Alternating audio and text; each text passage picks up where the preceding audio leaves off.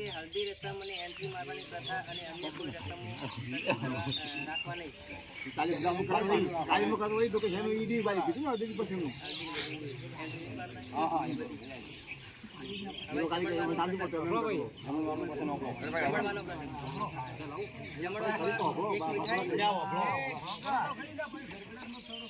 જમણવારમાં એક મીઠાઈ, દાળ ભાત, કઠોળ, લીલી શાકભાજી, રોટલી કે રોટલો, પૂરી અને છાશ રાખી શકાશે. અન્ય બીજી કોઈ પણ આઈટમ રાખવી નહીં. એક મિની મીઠાઈ બનાવવાની. એક મિની મીઠાઈ બનાવી, આમાં તમારે રોટલી બનાવો કે પૂરી બનાવો કે રોટલા દાળ ભાત.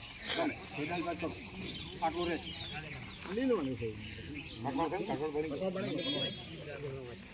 મામેરાનો પ્રસંગ. મામેરામાં મહિલા અને પુરુષો સાથે વધુમાં વધુ 6 વ્યક્તિની સંખ્યા લઈ શકાશે. મામેરામાં વધુમાં વધુ તમામ પ્રકારના 11 વાહનો લઈ શકાશે. ઉઠમણા અને સંચાલન બંધ રાખવામાં આવે છે. તે જગ્યાએ રોકડ ઉઠામણું કરવાનું રહેશે. બીજું કોઈ મામેરામાં ઓછામાં ઓછા 11,000 લઈને વધુમાં વધુ 1,51,000 રૂપિયા રોકડમાં મામેરા ભરવાનું રહેશે. 11,000 થી મોડી અને 1,51,000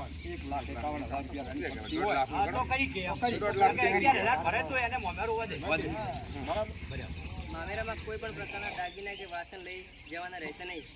કોઈ વાસણ ગોળો બોળો બધે બંધ ગોળો નહીં લઈ જવા. વાહન એટલે બંધ.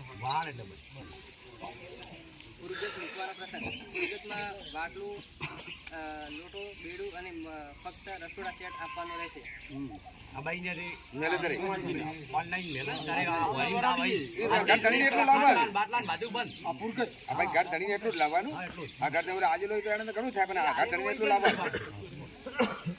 ભેટ, ગિફ્ટ કે વાસણ પ્રથા તદ્દન બંધ કરવામાં આવશે. બંધારણને ખોટાથી મટાવીને અમેરિકનવાળી એક કોપી ભેટમાં આપી તેનાથી બંધારણમાં મુજબ થશે નહીં.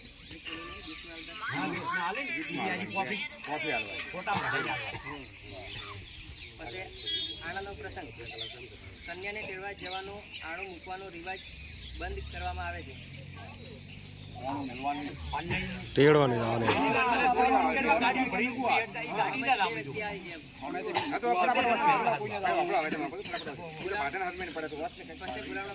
બીમાર પ્રસંગે રાવણા અને આમંત્રણ પ્રથા એટલે કે બોલાવણા પણ પ્રથા બંધ કરવામાં આવે છે.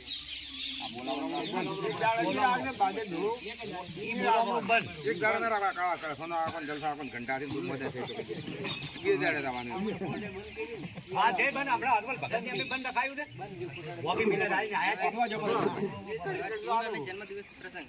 ઢૂંઢ પ્રસંગે આમંત્રણ રાવણું રાખવું નહીં. જન્મદિવસે બર્થડે પાર્ટી કે જાહેર કાર્યક્રમ રાખવો નહીં.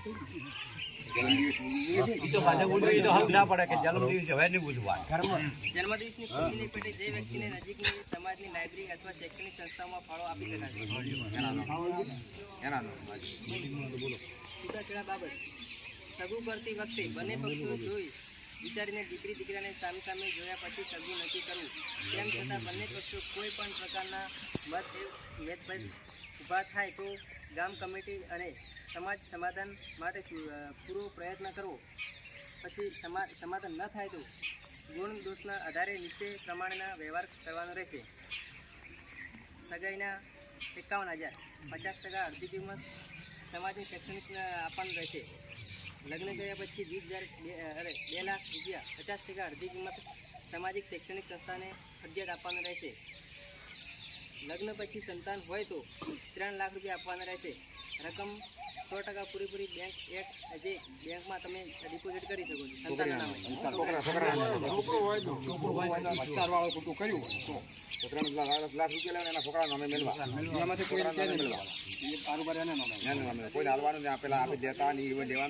એમાં 51,000 રૂપિયા આવે ને એમાંથી 50% આપણે સામાજિક શૈક્ષણિક હોય ને આજુબાજુ લાઇબ્રેરીમાં આપી 50% તૂટી ગયું 50,000 રૂપિયા આપી નક્કી છે 50 લેવા. અને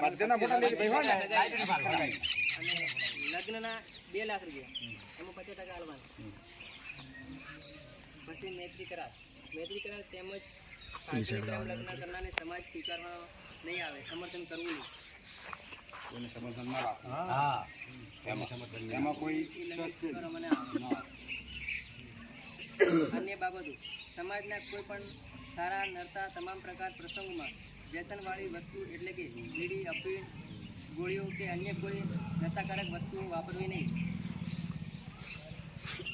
જન્મ મરણ પુણ્યતિથિ સગાઈ અન્ય કોઈ પ્રસંગે સમાજની લાઇબ્રેરી અને શૈક્ષણિક સંસ્થાઓમાં ઓછામાં ઓછા 500 રૂપિયા અને વધુમાં વધુ ગમે તેટલી રકમો ફાળો આપી શકાશે. પછી મરણ પ્રસંગે ખીચડી કઢી તેલ અથવા ઘી વાપરવું. આ સિવાય કોઈ અન્ય પણ વસ્તુ વાપરી શકાશે નહીં.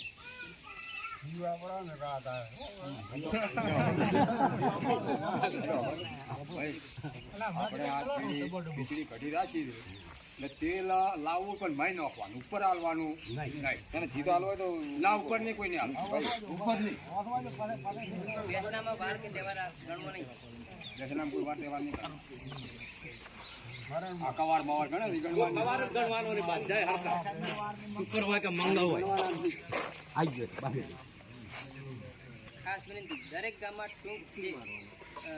કુટુંબ વાઇઝ વ્યક્તિઓ સમાવેશ થાય તે રીતે સંકલ્પ સમિતિ બનાવીને તેમજ એક ઝેરોક્ષ નકલ તાલુકા સમિતિ આપી દરેક તાલુકા કક્ષાએ બંધારણના અમલ માટે સમિતિ ફરજિયાત બનાવી જેની કરીને બંધારણના મુદ્દાઓનો અમલ કરાવી શકાય. સમિતિ સભ્ય 21 અને 31 રાખી અને સમાજ વ્યક્તિ અને શિક્ષણ બંને રીતે જન સુધી જાગૃત અને સતત પ્રયત્ન સંકલ્પ સમિતિ કરવાનો રહેશે.